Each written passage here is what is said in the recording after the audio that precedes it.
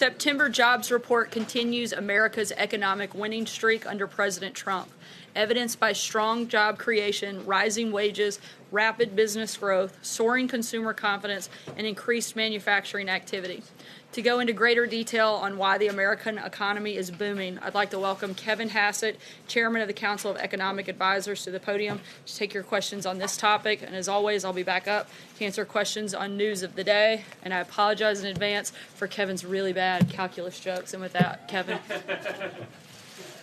Yeah. Thanks. It's really a great pleasure to be back here, and thank you, Sarah, for the kind introduction. You know, one of the hypotheses that's been floating around about the economy lately is that the strong economy that we're seeing is just a continuation of recent trends.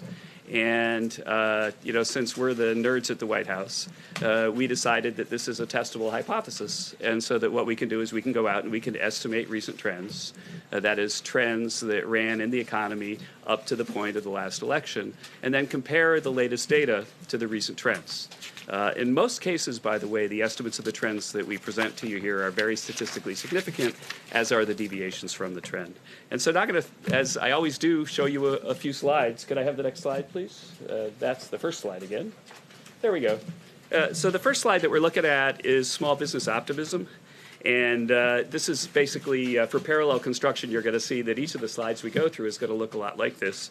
And so the blue part to the left of the slide is what happened from the 2012 election through the 2016 election.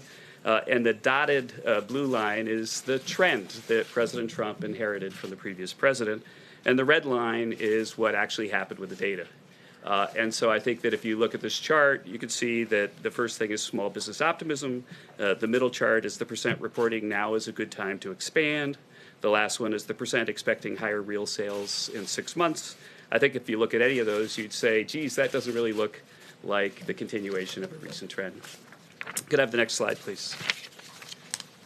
The next chart is something that in my first presser here way back last fall we talked a lot about.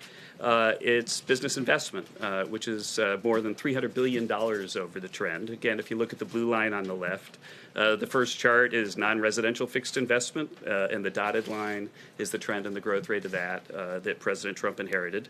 For the middle chart is structures or buildings, and that, as you can see, the dotted line is something that's headed straight down. And then the final chart is equipment investment, and that went straight down before President Trump was elected. And I think that if anyone were to assert that the capital spending boom that we're seeing right now was a continuation of the trend that President Trump inherited, then, well, you know, they wouldn't get a high grade in graduate school for that assertion. The next chart, please.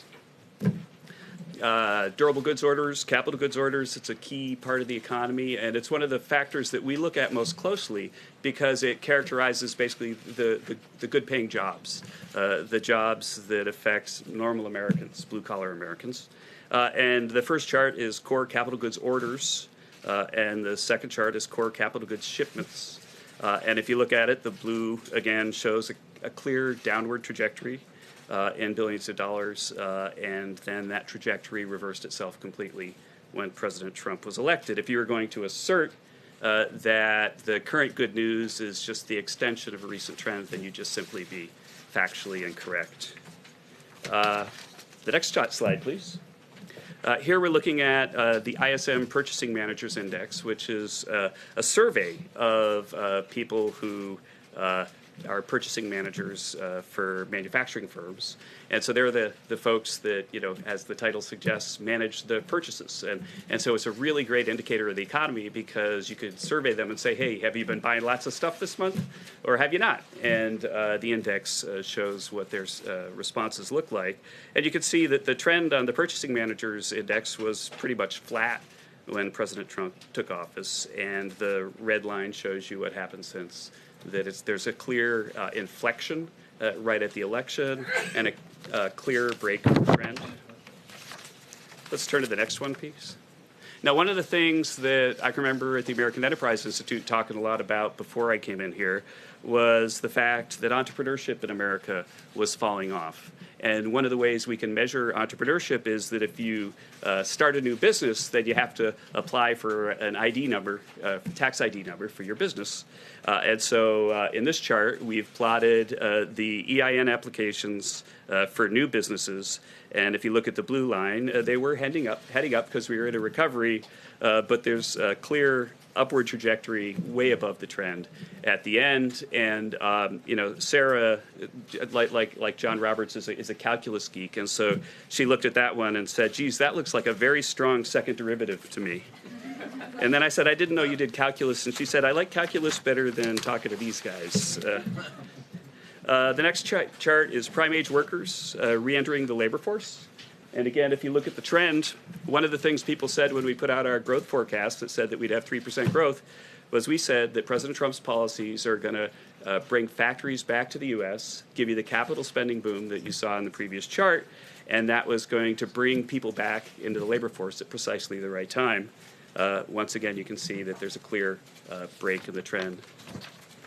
And so if you see a break in the trend in the capital spending, the new plant formation that gives blue-collar workers their jobs, go to the next slide, please, then maybe we see a break in the trend in blue-collar workers' employment as well. And so this is employment for people in goods-producing industries. If you look again at the blue part on the left, you can see that there's a clear downward trend going on in the growth rate of that for President Obama, and then a clear inflection timed almost precisely once again at the election. And the notion, again, that somebody might defensively attempt to assert that this is a continuation of the trend is almost laughable if you look at this chart and look at the rest of them.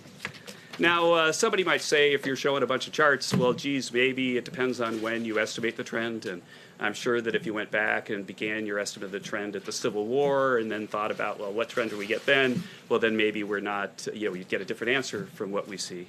But another way to sort of test whether the data that I just showed you is a fair representation of what a trend looked like when President Trump was elected is just to compare it to what nonpartisan bodies were saying. So I could have a look at my final chart here. I know. Gosh, I heard this sigh of relief when I said final chart. So if you look at the final chart, you'll see that the black line is in June of 2017, what the CBO, a Congressional Budget Office, a nonpartisan agency that has a job really of looking at recent trends and projecting it, what they said would happen to capital spending back in 2017. The blue line is what they said in April 2018, and the red line is what's actually happened. And so I would assert that if you look at the collective body of evidence, the notion that what we're seeing right now is just a continuation of recent trends is not super defensible. And I think that I know that we're in a political time and passions are high, but as geeky economists, one of the things we have to do is think ahead to what historians will think when they look back at this time. And I can promise you that economic historians will 100% accept the fact that there was an inflection at the election of Donald Trump and that a whole bunch of data items started heading north. They will, of course, argue for a long time about why that happened. But my final thought for you is just this, that when they do that, and when you watch people do that in the media going forward with op-eds and so on, that you should watch out for ex post theorizing. As an economist, one of the things I most care about is an ex ante theory, something that happens before, and then let's watch the data and then see if it agrees with the theory.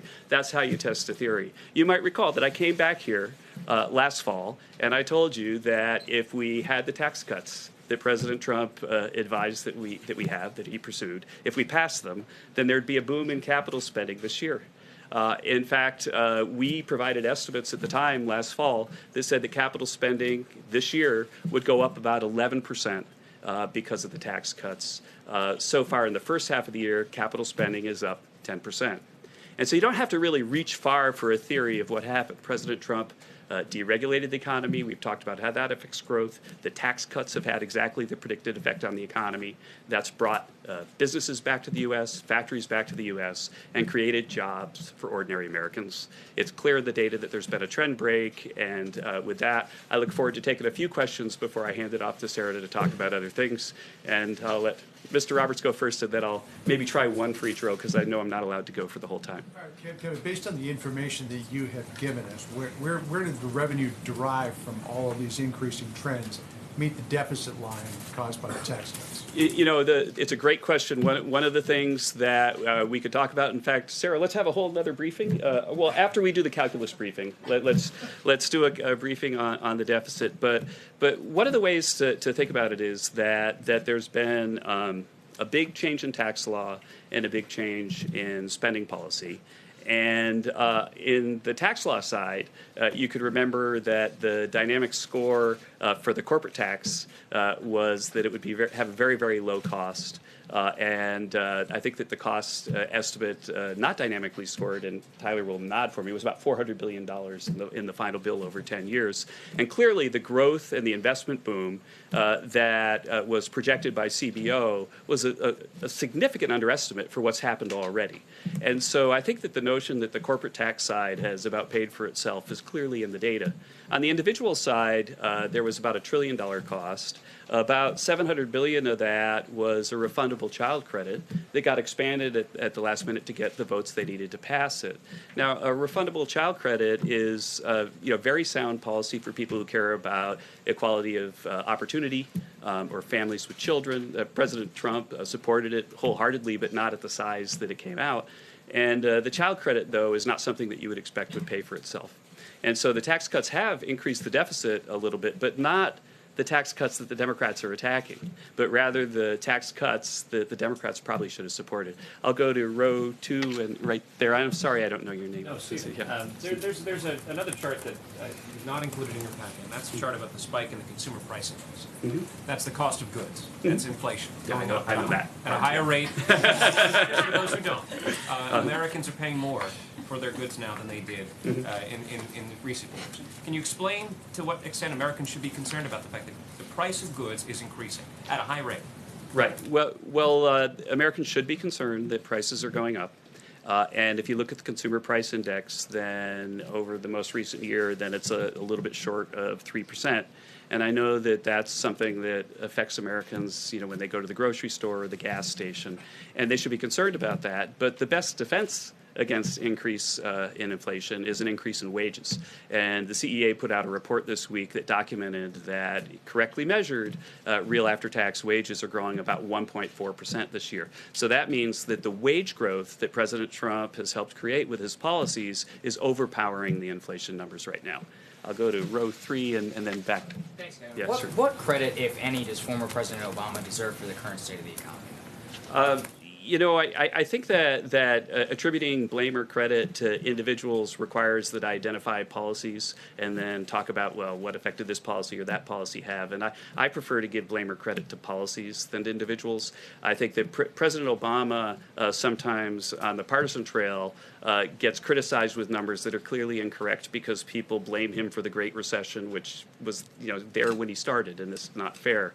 If I look specifically at President Obama's policies, there are a whole bunch of policies that I think were very negative for growth. I think the Affordable Care Act lifted marginal tax rates on individual workers, so much so that the CBO even said that it would have a negative effect on growth.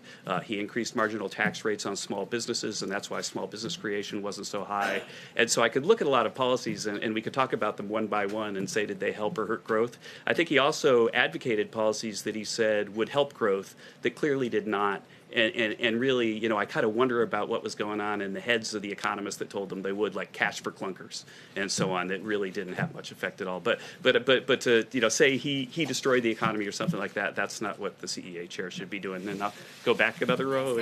Two questions for you. Can I take them separately? You mind? Yeah, I will. First one, yeah, sure. Just playing off of this question here. But yeah, go separately because I'll forget the first one when you finish the second. Thank you. You're coming out, obviously, talking about the economic numbers in our first briefing here in nearly 3 weeks. It seems like it might be time to President Obama's speeches on Friday and Saturday in which he talked about the economy and some of these very issues. Is that why you're here today, or is that just a That, coincidence? thank you for asking that, actually, because Sarah can tell you that I've been pushing her to let me show these slides for quite a while. That we've updated them for recent data, but that in fact, I don't know about the 3-week lag. I think it has something to do with the fact that sensible people sometimes, even in the White House, take a break in August, and there is some vacation taking at the time. But yeah, we were prepared to do this briefing a few weeks ago, and there's not in any way a timing that's related to President Obama's Friday remarks. And then I promised you number two. Thank you very much. You talked about, obviously, But the next person's going to ask for 3, you realize. So I shouldn't have done that. Under President Yeah. Trump. The president also, and I'm curious about your view as an economist on this, has told private companies, Apple, Amazon, the NFL, how to run their business. Do you believe that's appropriate for a president to do? Do you believe that stimulates economic growth for a president to be dictating how private companies run their stuff? Well, the president has strong opinions about everything. I think that we wouldn't have had all the policy success that we've had if he hadn't been such a strong advocate for the things that we've seen. I think that his strong opinions sometimes stretch into areas that are outside of the places that CEA has any purview, and I don't counsel him on that. And I think at a previous presser, I once said that I don't run the Council of Twitter Advisors, and may that be true for all of my stay here. I'll go back to the blue shirt in the back. Yeah. And I skipped a row. Sorry, I'll come forward. Quick question for you on an economic stat that the president put out in a comment today. The president said the GDP rate is higher than the unemployment rate for the first time in over 100 years. That's just not true, though, is it? Yeah, that's so. I can tell you what is true, and the history of thought. Let me just say that the history of thought of how errors happen is not something that I can engage in because like from the initial fact. To what the president said, that I don't know the whole chain of command. But what is true is that it's the highest in 10 years. And at some point, somebody probably conveyed it to him, adding a 0 to that, and they shouldn't have done that. And I could say that at least we numbers geeks here at the White House are grateful and when the press finds mistakes that we make, we don't like making mistakes, but we're grateful when they're pointed out because we want to correct them. And you might have noticed that I gave Sarah a bad number a few weeks ago. It was 100% my fault, and I apologized immediately. We created it, and you'd have to talk to the president about where the number came from, but the correct number is 10 years. And then I said I would come forward. Yeah. Said President Obama, former President Obama said President Trump would need a magic wand to get to 4% GDP. The president suggested that was a direct quote from President Obama. Did President Obama ever say that? I don't know. I'm sorry. And again, I'm not the chairman of the Council of Twitter Advisors, but I was trying to go back up. Yeah. On wage growth, the White House put out a number that uses a different way of calculating wage growth. It seems like that's unfortunate because you get an apples and oranges comparison to previous wage growth calculations. Why is it important to do that? The new calculation incorporated things that are non-cash benefits like vacation time and other types of benefits. Why do that midstream and not just base your analysis on wage growth based on the way that's been calculated in the past? Yeah, well, thanks for the question. We have a whole report that came out last week, and there are a lot of news stories that I thought were very well done and thoughtful about the piece. And I think that the question for Americans, what they really want to know is how are President Trump's policies affecting their lives? And it turns out that the statistic that got the most attention in the media is not a very reasonable statistic for answering that question. And we talked about how to better measure that. And it was not a criticism of the Bureau of Labor Statistics that we love those people. We're data geeks. We use their data to come up with a better measure, but a better measure will account for the fact that people get benefits. A better measure would account for the fact that people just had tax cuts. A better measure will account for the fact that the composition of the labor force is changing because so many people are coming in, and the people who've been out for a while tend to be lower skilled, and so they can bring averages down if you don't control for that. And so in our study, we controlled for all that and showed that just as is consistent with our 4.2% GDP growth, we're seeing a massive amount of wage growth right now compared to what projections were when President Trump took office. And I don't see Sarah telling me I have to stop, so should I keep going? Okay. I'll go back there, and then I've been right-handed, and that's really terrible. I apologize. Yeah. To keep these trends going, how important is it for you to have a new North American free trade agreement, including Canada? Yeah, thank you for the question. And the first thing before I turn to the trade part of the question is that some people have also said, well, sure, the economy's strong, but that's a sugar high. But it's not a sugar high at all, because what's happened is that the capital spending boom that we promised would happen if we passed the tax cuts is underway. And the cool thing about capital spending is that people build factories. That's what capital spending is. And they do that in the first half of the year. It's up 10% since the beginning of the year. And then in the second half of the year, those factories start producing output, so you get more output. And so the idea that the trend might not continue, that it's a sugar high, is just inconsistent with the form that the growth is taking. And as for NAFTA, Ambassador Lighthizer and the whole team have been in negotiations with Canada. We continue to be hopeful that they'll sign on to the 21st century deal with Mexico, which is really a better deal for American workers, and they should sign on to that. And so I'll come over here and I'll go back to you. Yes, thanks. Hi, Anish with PBS NewsHour. I have a question about income inequality. Mm-hmm. Can you talk a little bit about whether or not you've seen income inequality shrink, and are you at all concerned about whether or not people that are just poor, not just people that are in the economy, but actual poor people that are living beyond the poverty line, below the poverty line, are they being improved by this economy? Yeah, they certainly are. Certainly, think about it. All the new entrants that get a job, that they go from having zero wage to having a wage, but they won't necessarily show up in the wage statistics. Those people are better off. And there are a number of other ways that people are better off, too, because of the growth in the economy, but also because of policies that have given resources to families that are needy. At the CEA, we put out a different report over the summer on what's going on with poverty correctly measured. And then in the Stay Tuned department, there's important data coming out this week, which will help us look at how income inequality has changed over, not in this year, but over the previous year. My expectation is that that data will start to turn, and that this year we're going to see a decline in income inequality because blue-collar wages are starting to grow. And it's a final point, and it's a really important point that you bring up, and I want to emphasize it because I care so much about it. The fact is that we're at a historic moment because we're deep into a recovery. The unemployment rate is really low, and we've created a capital spending boom. And so normally what happens if you don't have a capital spending boom is that people start to bid up the wages for folks, but they're bidding them up because there's a shortage of labor. What's happening now is they're bidding up wages because people have better machines to work with and their productivity is going up. That means that the recovery can last longer, and that's really, really good for workers, especially at the low end. And so it's precisely at this moment in economic history, if you look at past economic booms, where income inequality has declined. And if we were to blow it and have a recession because of bad policy right now, then we'd lose an enormous opportunity on income inequality. And then I'll come right here. Yeah. Also two. And then I guess it's the last question. Sorry, two quick ones. Sorry. Is he allowed to? You tell me. Do you like this guy? Okay. You said I prefer to give blame or credit to policies rather than individuals, but your trend charts start with his election, obviously, when he wasn't even president and didn't put any policies in place. So how do you decide when to start that, given that his policies couldn't have been in place for months afterwards? Yeah, so Robert Lucas, famous Chicago, who won the Nobel Prize at the University of Chicago, got the Nobel Prize for answering your question back in the early 70s.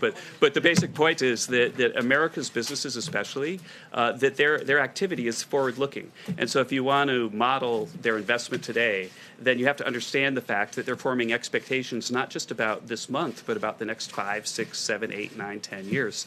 And so if you look at what happened the moment that President Trump was elected, both in equity markets and in sentiment surveys, is that people started to ratchet up their expectations for what would happen to the economy. Perhaps everybody except for Mrs. Clinton's supporters was starting to do that right after the election. And the fact is that those expectations turned out to be rational because the turnaround that they expected is something that we see, as you just saw in the data.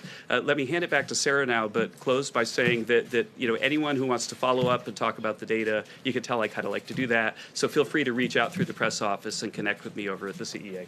Thank you so much. Thanks so much, Kevin. Thank you, Kevin. A couple of announcements and updates, and I'll take your questions.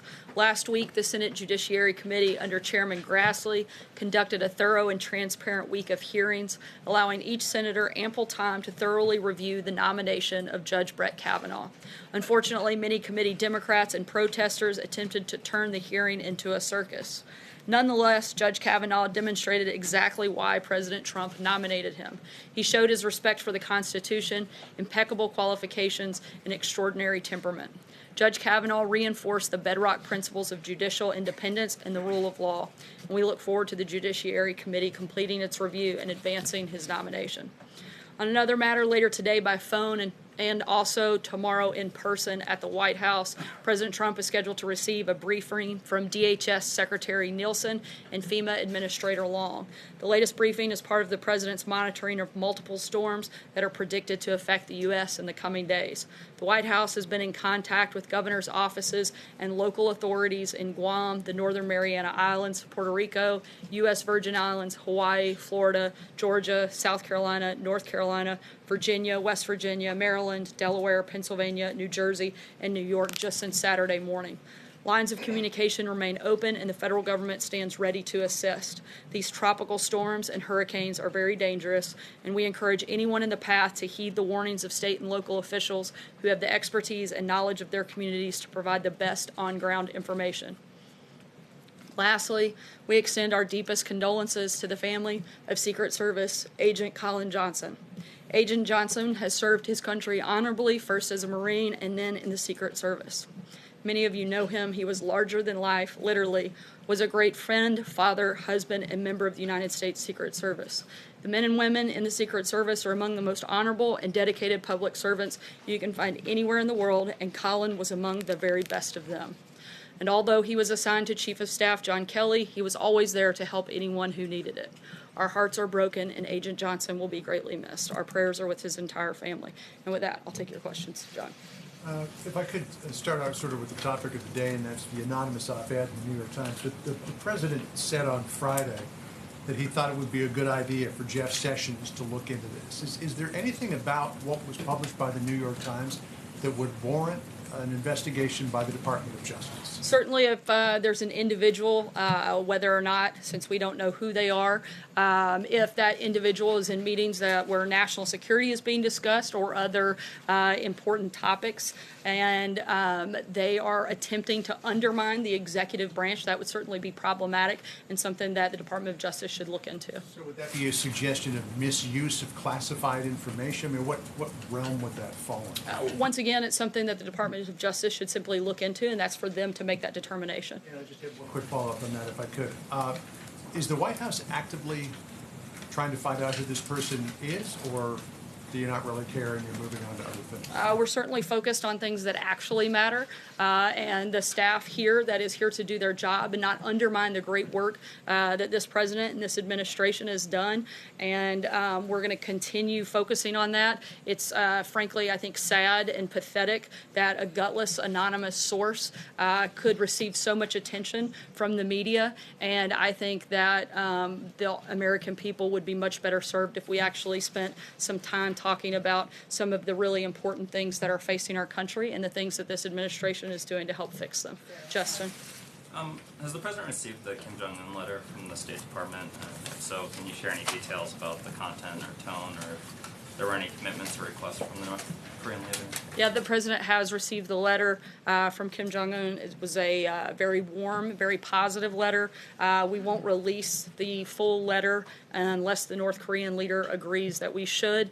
The primary purpose of the letter was to request and look to schedule another meeting with the president, which we are open to and are already in the process of coordinating that.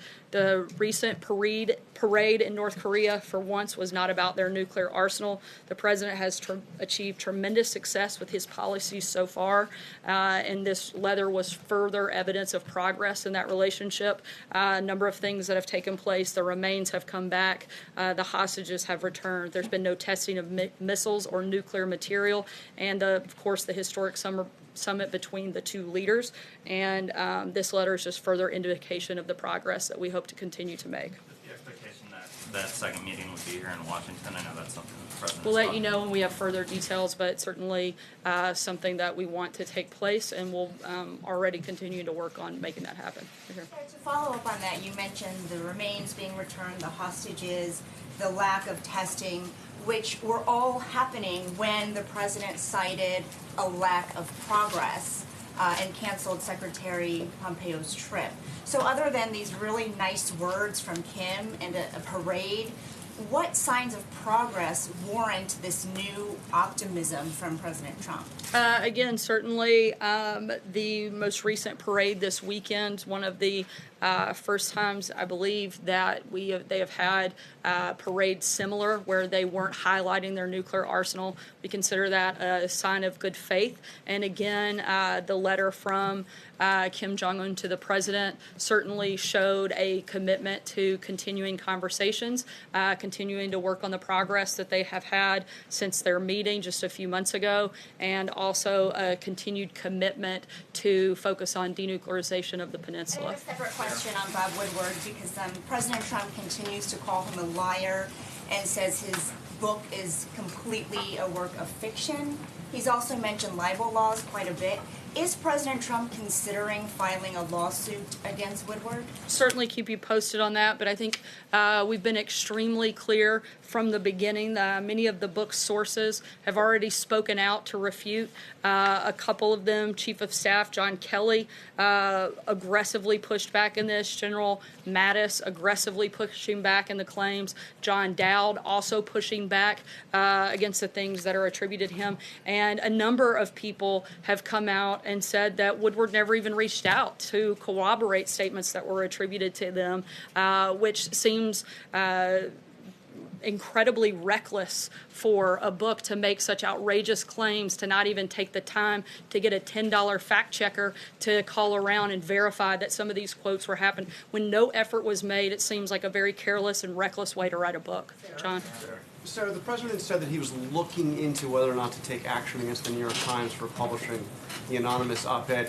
Does the president not think that that op-ed is protected by the First Amendment? Does he really think that the federal government should contemplate action against a newspaper for publishing an article? I think it's less about that part of it and whether or not somebody is actively trying to undermine the executive branch of the government and a duly elected president of the United States. If they don't want to be part of that process, they shouldn't be here. If I guess, he tweeted earlier, and it's been a while since we've had a chance to talk to you, so this goes back a little while, but he tweeted last week that suggesting that the Justice Department should not be investigating, should not be prosecuting those two Republican congressmen because it might hurt Republican chances in November.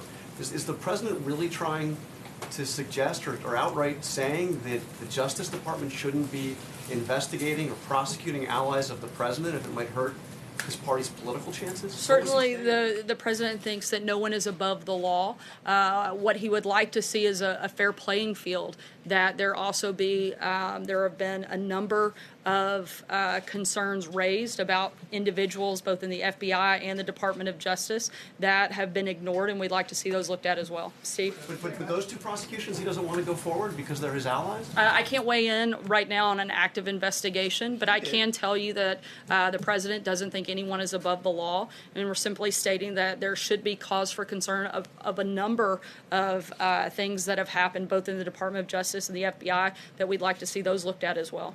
Back to North Korea, how soon would you like to have this second meeting? I don't have any specifics on the exact timing as these conversations for the second meeting are taking place now, and as we have more details, I'll certainly let you know. Could you just update us on where the Canada trade talks stand? We continue to have ongoing conversations with the Canadians and are still hopeful that we'll come to an agreement with them. Jeff? Sarah, do you know if the president believes these denials that have been coming in from some of his top advisors, or does he believe that it's someone from within? And does he believe that lie detector tests should be issued as the vice president volunteered to do on Sunday? No lie detectors are being used or talked about or looked at as a possibility. Frankly, the White House and the staff here are focused on doing our jobs and trying to show up here every day and do what we can to help better the American people, not deal with cowards that refuse to put their names in an anonymous letter. He tweeted something on Friday after George Papadopoulos was sentenced. He said 14 days for $28 million, $2 million a day, no collusion. What was he talking about, the $28 million? I'd have to go back and check and look at that. I didn't see that. Sorry. the price tag of the Russia investigation? Because if so, that's highly inflated. Again, I'd have to check, Jeff. I'm not sure of that reference. Sorry. Decision if he'll testify yet or not? If I can just follow that as That's a question I refer you to outside counsel. David? Pennsylvania tomorrow. What does he plan to say, and what does he hope to accomplish with this year's 9/11 address? Certainly the focus will be on remembering that horrific day and remembering the lives that were lost, and certainly honoring the individuals who were not only lost that day but also put their lives on the line to help in that process. He'll be there, and the Vice President will be here in Washington, D.C. at the Pentagon. David? Sarah, thank you very much. I'm assuming you've read Bob Woodward's book. I know a lot of us have. Can we expect, other than repeating denials from Joe Mattis, Joe Kelly, John Dowd, can we expect the White House to give us a list of all the things in the book that are wrong and that qualify Woodward to be a liar? I think that would be a complete and utter waste of our time, Okay, so well, no. Hold on a second. Because then that goes to this Quinnipiac poll that came out today that says 55% of Americans believe that the op-ed writer in the Times is right. And the president's getting a 60% negative rating on the honest and truthful. 60% of Americans think he's a dishonest person. So does the president think he can actually win a credibility battle with Bob Woodward, who's an august member of the press corps, helped take Richard Nixon down, and is a legend? How can he win that credibility battle? Once again, I think I would certainly rather take the actual on-record account from people who are here, who have been working in this building, who have interacted with the president day in, day out, like General Mattis, like General Kelly, like myself, not disgruntled former employees that refuse to put their name on things when they come out to attack the president. I think that those are far more credible sources and certainly far more reliable voices within this administration, and that can accurately tell what's taken place in the building behind me. me. Is the president still a credible voice? Absolutely. John? Thanks a lot, Sarah.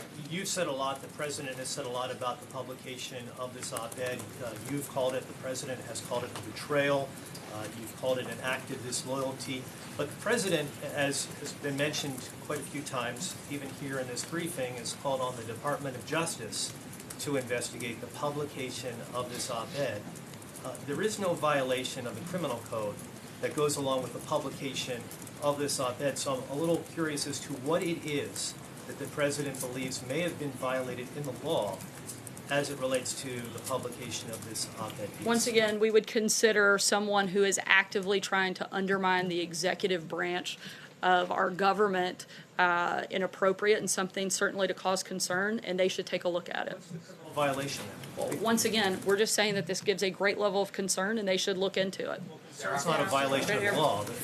Just being concerned is not a violation of law. I'm just looking to see. I'm not an attorney. It's the Department of Justice to make that determination, and we're asking them to look into it and make that determination. And they certainly are fully capable of doing that. But someone actively trying to undermine the duly elected president and the entire executive branch of government, that seems quite problematic to me and something that they should take a look at. John?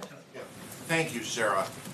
Just to try to specify this a bit, is the White House treating the anonymous op-ed writer as a full-fledged breach of security matter, and is the FBI investigating both staff and their means of communications, cell phones and computers and the like? I'm not aware of that level. That wouldn't be something I would be a part of, but certainly, as I just told your colleague, we think that there is a concern here and it should be looked into. David? One other question. Sorry, go ahead, John. Did the obviously the whole world watched when Jair Bolsonaro, the front-running Brazilian presidential candidate, was stabbed last week. Has the president called or sent any statement to his family at all? I'm not aware that the president has, but I do believe members of the administration have reached out, and I'll work to get you the specifics of who that was. David? Sarah, what does the president make of all of this talk of the 25th Amendment and some of what he hears on media outlets regarding the word crazy talk? It seems like there's a lot of talk about that on many of the mainstream media outlets. I think we would say that it's about as ridiculous as most of Bob Woodward's book. The fact that that's actually being honestly discussed is ridiculous, and frankly, it's insulting to the nearly 62 million people that came out and overwhelmingly supported this president, voted for him, supported his agenda, and are watching and cheering on as he successfully implements that agenda every single day. Sager. Thanks, Sarah. Can you give us a sense of what documents the president is considering for declassification sometime in the next 2 weeks, and when exactly can we expect them? When we have specifics on that, we'll let you know. Give us a sense of what the documents are, though. I can't get into that right now, but when we have an announcement on it, I'll certainly let you know. Stephen. Sarah, I want to ask you about the Mideast peace process, because today the State Department announced it is going to close the Palestinian mission here in Washington. The Palestinian ambassador to the U.S.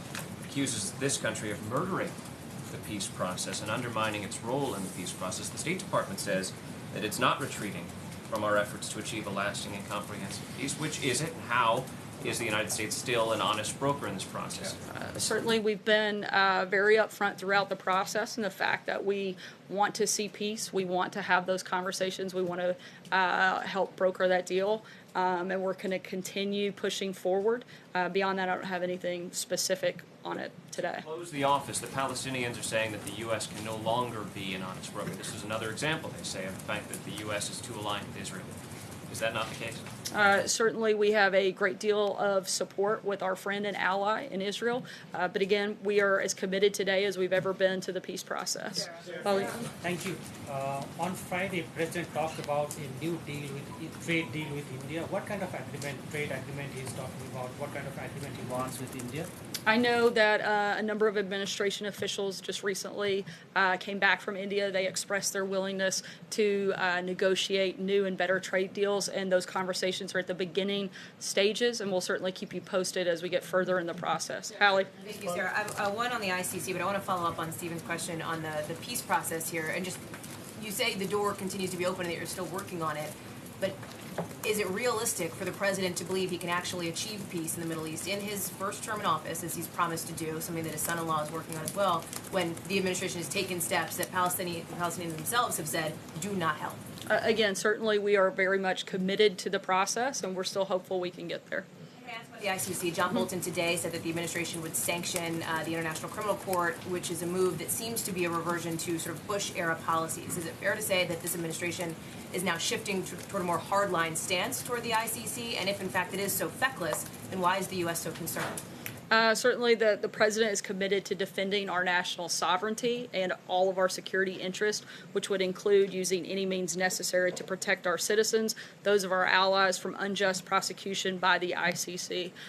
Their announcement that they would consider opening an investigation into, among other parties, U.S. soldiers in Afghanistan is a threat to American sovereignty. And if they proceed with that, then the United States would consider those options that Ambassador Bolton laid out today. So why the concern? If the ICC is in fact dead to you, as John Bolton said today, then what is the concern that the U.S. has if in fact they do not move because forward they with told us they Afghanistan? were on the verge of making that decision, and we're letting them know our position ahead of them making that decision. We'll take one last question. David?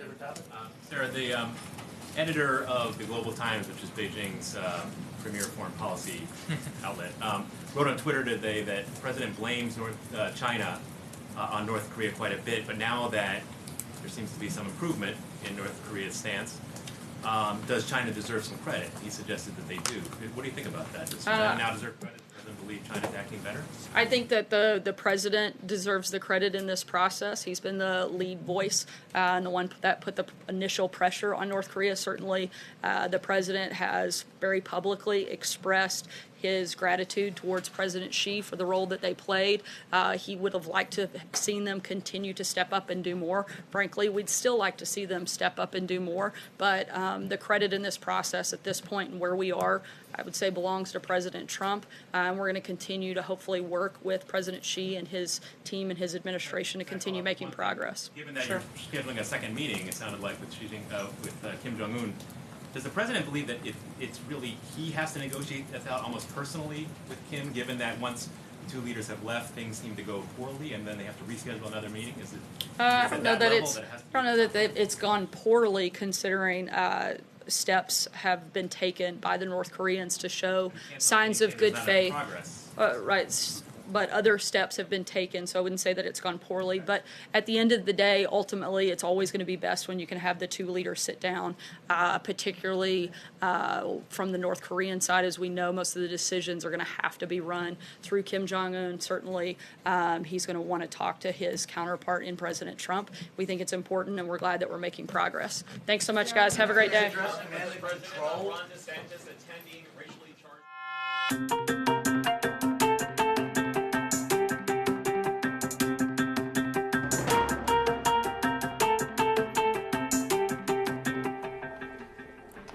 Happy Monday. Welcome to the Briefing Room. I'm Devin Dwyer at ABC News in Washington, joined by our senior national correspondent, Terry Moran, our deputy political director, Mary Alice Parks. Great to have you with us today. A briefing in the Briefing Room. You're so excited, It's been a rarity. So for the excited. first time in 19 days, we got a chance to question Sarah Sanders over there at the White House. A lot to unpack today, guys. A lot to ask her about. A lot to ask her about. First big issue, of course, on the docket today, the Woodward book. Bob Woodward's big bombshell just came out about a week ago. Actually, it's technically out tomorrow in bookstores. Came out a little bit early, and she was trying to turn the page, literally, on this thing. You know, it's been matched and complemented by that op-ed, which I know we're going to get to, but now those two stories sort of all wrapped up Blended together. in each other, because there's this repeated theme of staffers saying that the president is incompetent or amoral, and that they are essentially working behind the scenes to protect the country from his own president, from their own president. And it has been interesting to watch this White House try to avoid any conversation about the content of the book or the content of that op-ed, and instead focus all attention on whether there's factual errors or who penned that op-ed. And Terry, you've covered a number of administrations here. You saw Sarah, a communications professional, come out today and say we're going to try to focus on doing the things that matter, getting our jobs done.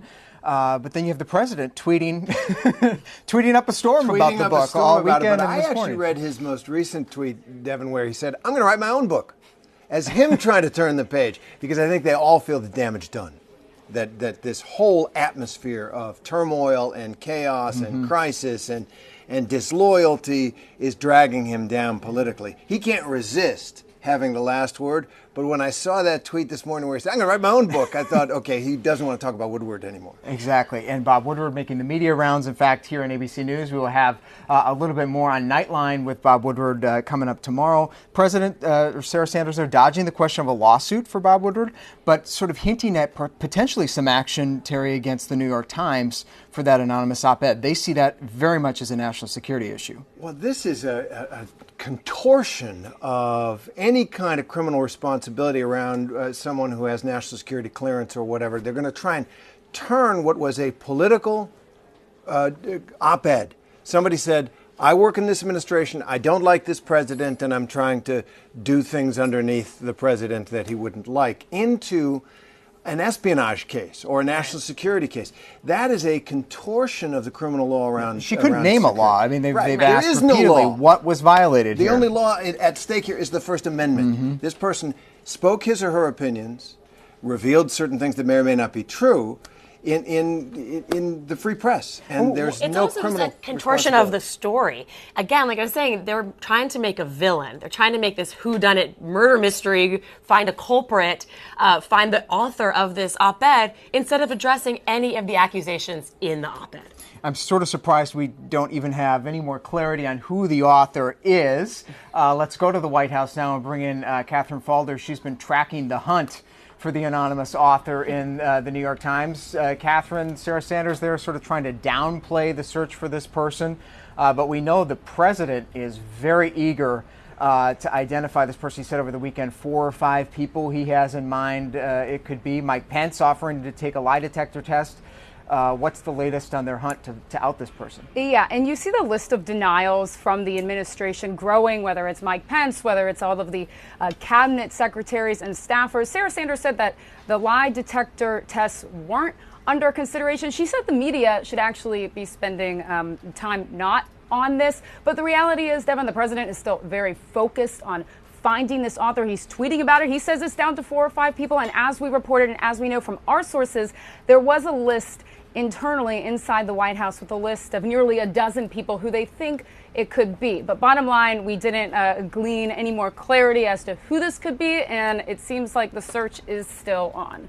The search is still on. Meanwhile, Catherine, at this briefing, we heard from our John Carl ask Sarah Sanders about that tweet from the president just a couple weeks ago about those 2 Republican congressmen, 2 of his earliest congressional supporters, Chris Collins of New York, Duncan Hunter of California, both indicted. And the president, of course, tweeted that he thought that those indictments were politically motivated and questionable. Let's listen to her answer on that. Sarah, the president said that he was looking into whether or not to take action against the New York Times for publishing the anonymous op-ed. Does the president not think that that op-ed is protected by the First Amendment? Does he really think that the federal government should contemplate action against a newspaper for publishing an article? I think it's less about that part of it and whether or not somebody is actively trying to undermine the executive branch of the government and a duly elected president of the United States. If they don't want to be part of that process, they shouldn't be here. The Democratic Party's trying to undermine you. Undermine the government. You couldn't even contain yourself, Terry.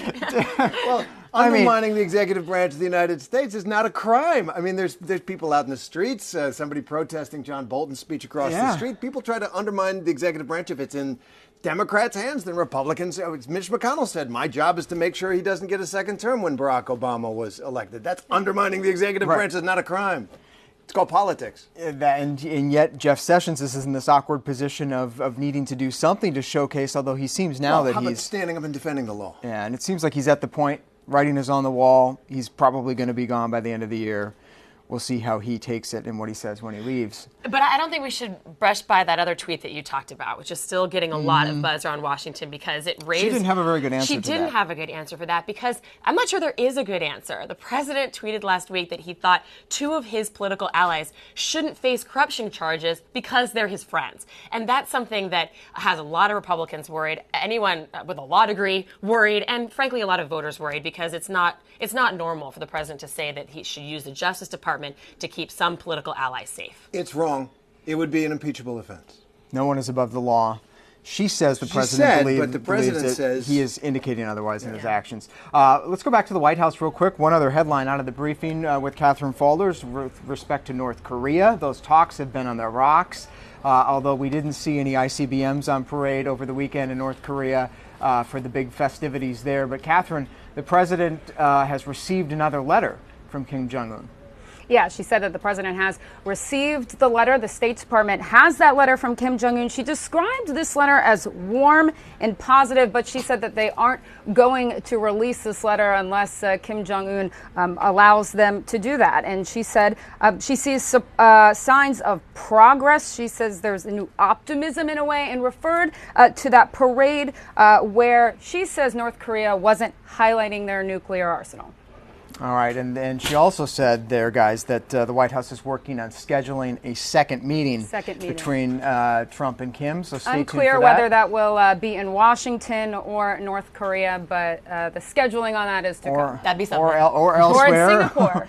Or if it'll happen at all. We'll see. Catherine Faulders at the White House, thank you so much for that. Shifting gears just a little bit, Terry, you're fresh back from overseas, relatively still, we can say, here in Washington.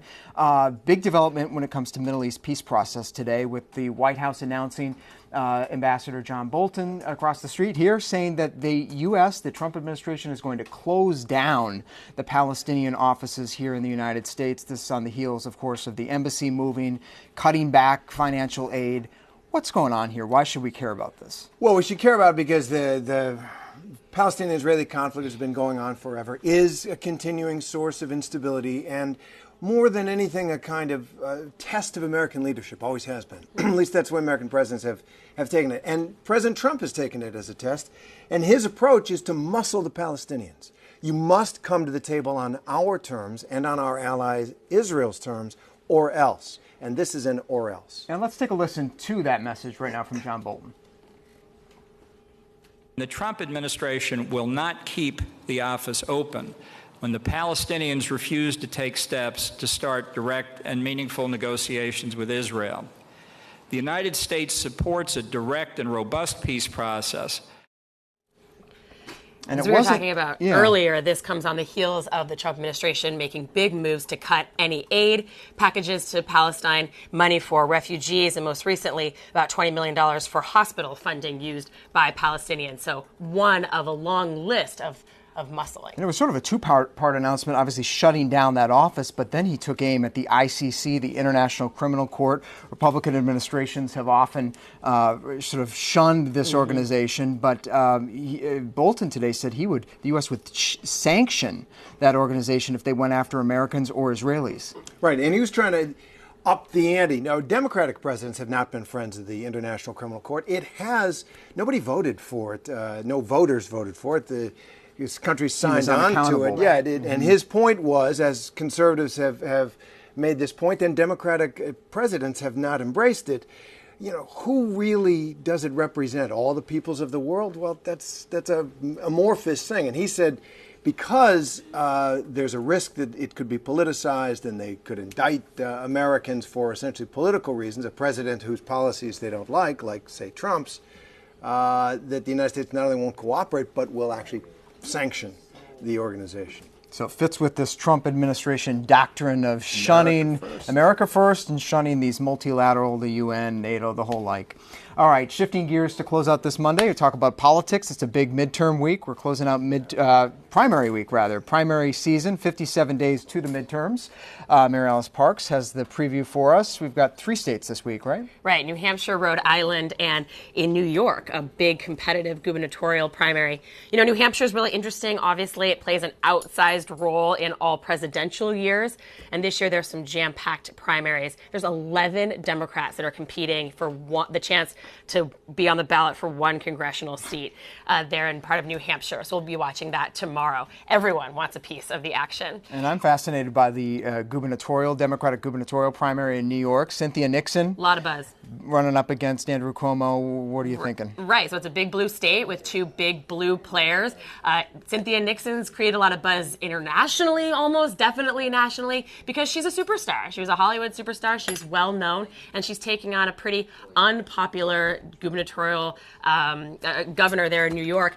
Andrew Cuomo might be a little underwater with his popularity, but he has a long-standing tradition in the state, a ton of money, and a ton of backing. So it's still a long shot for her, but she's run as a big progressive. She's run far to the left, and she's already been able to push him to come and meet her on a number of issues. So a lot of people are saying, in some ways, even if she loses, she's already won. All right, Mary Alice Parks, thanks very much. We know you'll be on midterm watch, primary watch all week this week here on ABC News Live and at abcnews.com.